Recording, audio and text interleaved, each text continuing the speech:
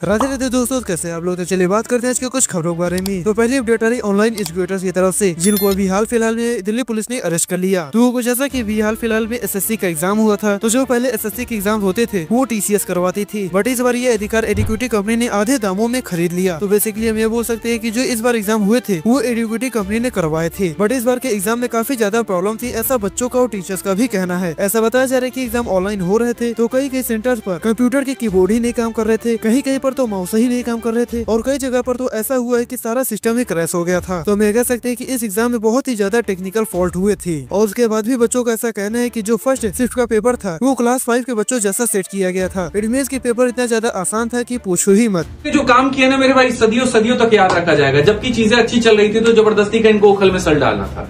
एडिक्विटी को लेकर के ये एक नया इतिहास रच रहे हैं, और कौन सा इतिहास ऐसा कि पहले दिन पहले शिफ्ट का पेपर यहाँ पर पूरा गड़बड़ हो जाता है, सेंटर्स पे पेपर कैंसिल हो जाते हैं, टेक्निकल इश्यूज आ जाती है, बच्चे हंगामे पे उतर जाते हैं। और वो छोड़ो, चलो जैसे तैसे करके इन्होंने पेपर ले लिया, तो कौन से लेवल का लिया पता है? सिलेक्शन पोस्ट फेज 13 का 10th लेवल का पेपर था। और भैया कहने का वो 10th लेवल का था, लेकिन पेपर 5वीं लेवल के बराबर का पूछा गया था। अब ज्यादा नंबर लाना नहीं है, बस आपको पूरे में पूरे नंबर लेकर के आने हैं, और उतने नंबर आपके नहीं आए तो आप सिलेक्ट नहीं होंगे। और उसके बाद कई सारे शिफ्ट में ऐसे सवाल पूछे गए थे कि जिसका कोई लेना देना ही नहीं था एग्जाम के पैटर्न से। तो इस प्रॉब्लम को लेकर दिल्ली में बहुत सारे टीचर्स और बच्चे धरना देने गए हुए थे। अब ये धरना कितना बड़ा और जरूरी था, आप इसी से समझ सकते हैं कि नीतू मैम और अभिनय सर जैसे बड़े टीचर्स भी धरना देने गए हुए थे, लेकिन इस धरने में दिल्ली पुलिस लाठीचार्ज कर देती है, जिसकी वजह से कई सारे टीचर्स का हाथ टूट गया, किसी को बहुत ज्यादा सीरियस इंजरी हो गई है। और ऐसा बताया जा रहा है कि नीतू मैम एंड जो भी फीमेल टीचर्स थी उनके साथ बहुत ही बुरा बिहेव किया गया है।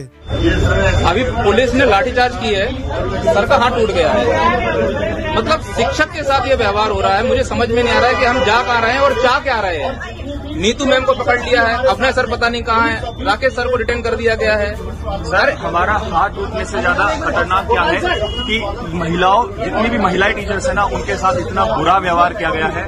ऐसा लग रहा है कि मतलब इस देश में ना कुछ बचा नहीं है, ना महिलाएं देख रहे हैं, ना लड़की, ना बहन बेटी, सब कुछ सब तार तार कर दिया इन लोगों ने।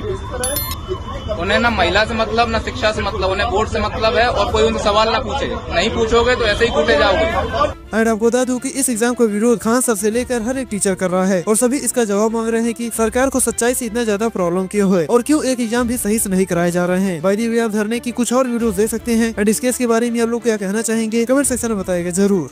और हालात ये है कि बिना लेडीज पुलिस के लेडीजों को ठाणे डाला है। नवीन सर महिलाओं के साथ जितना लेडी टीचर के साथ गलत हुआ है, संजीव सर का हाथ टूट गया है। हाथ टूट गया सर, हाथ टूट गया सर, हाथ टूट गया। किसका हाथ टूट गया? मतलब सर ये टीचर के साथ ये क्या हुआ? तो इस बात करते हैं प्रेमानंद महाराज जी के बारे में। तो जैसा कि मैं पिछले 2-3 वीडियो से बता रहा हूँ कि अनिरुद्धाचार्य के एक स्टेटमेंट की वजह से काफी ज्यादा लफड़े हो गए हैं, और इसी बीच प्रेमानंद महाराज जी का एक स्टेटमेंट काफी ज्यादा वायरल हो रहा है, जिसमें उन्होंने ये बोला कि आजकल के बच्चे और बच्चियां पवित्र नहीं है, और 100 में से 2 ही 3 बच्चे और बच्चियां हैं जो की पवित्र है। तो ना प्रेमानंद महाराज जी को काफी ज्यादा टारगेट किया जा रहा है, और ऐसा बोला जा रहा है की प्रेमानंद महाराज लड़कियों के कैरेक्टर को गलत बोल रहे हैं, जो की बिल्कुल भी सही नहीं है। बट मुझे ऐसा लगता है की हमारे देश की जो जनता है वो सच में बेवकूफ है, क्यूँकी प्रेमानंद महाराज जी ने जो स्टेटमेंट दिया था वो लड़के और लड़कियों दोनों के लिए ही था, जिसका एक वीडियो क्लिप भी आज देख सकते हैं। अच्छे आएंगे कैसे, अच्छे आएंगे कैसे? आजकल बच्चों और बच्चियों के चरित्र पवित्र नहीं है, तो अच्छे कैसे आएंगे? तो इस वीडियो को अगर आप पूरा देखेंगे तो आपको पता लग जाएगा कि प्रेमानंद जी ने मात्र लड़कियों के कैरेक्टर पर ही सवाल नहीं बल्कि दोनों को ही बोला था। लेकिन कुछ सो कॉल्ड फेमिनिस्ट हैं जिनको ऐसा लग रहा है कि ये बस उनके कैरेक्टर पर सवाल किया जा रहा है। आज इस केस के रिगार्डिंग खुशबू पाटनी, जो कि आर्मी के रिटायर्ड मेजर हैं, उन्होंने भी कमेंट किया था अनिरुद्धाचार्य के जवाब देते हुए, जिसके बाद उन्हें काफी ज्यादा ट्रोल किया जाने लगा था, क्योंकि कुछ लोगों का ये लगा था कि खुशबू ने प्रेमानंद महाराज जी के बारे में गलत बोला है। क्वेश्चनली खुशबू अपने सोशल मीडिया हैंडल पर एक पोस्ट करती है एंड ये बताती है कि वो जो भी स्टेटमेंट दी थी वो प्रेमानंद महाराज जी के बारे में नहीं था, बल्कि वो अनिरुद्धाचार्य के बारे में था। फर्दर वो ये भी बोलती है कि मैं सच्चाई के लिए हमेशा लड़ती रहूंगी। बट मैं आपको बता दूं कि ये सब बहती गंगा में हाथ धोने का काम कर रहे हैं, क्योंकि इतने पेपर लीक हो रहे हैं, करप्शन के मैटर सामने आ रहे हैं, रेप्स के मैटर सामने आ रहे हैं, कहीं न कहीं किसी न किसी नेता की पोल खुलती ही रहती है। ये सब ऐसे मैटर के बारे में कभी बात नहीं करेंगे, क्योंकि उनका वहाँ पर कोई भी फायदा नहीं होता। लेकिन अगर किसी पर्सन ने एक लाइन बोल दिया जो कि एक हद तक सही भी है, उसको टारगेट करते हुए इतने ज्यादा गुस्सा दिखाने लगेंगे कि ऐसा लगेगा कि पूरे समाज के सेवक यही है। आज तो कुछ लोग एक पुलिस ऑफिसर की वीडियो भी शेयर कर रहे हैं और ऐसा बोल रहे हैं कि प्रेमानंद महाराज जी ने जो भी बोला था वो सही बोला था। तो लोग कौन से वीडियो शेयर कर रहे हैं आप उसका वीडियो क्लिप देख सकते हैं। दोस्तों बहुत ही शर्म की बात है, मुझे अब इतनी शर्म महसूस हो रही है कि मैं बता नहीं सकता आपको। पिछले 10 किलोमीटर के एरिया के अंदर मैंने 2 गाड़ी ऐसी पकड़ ली है जिनमें हमारी बेटियां जिनकी एज होगी 18 से 22 साल के बीच में और लड़कियों के साथ बियर पिंदी पाई है।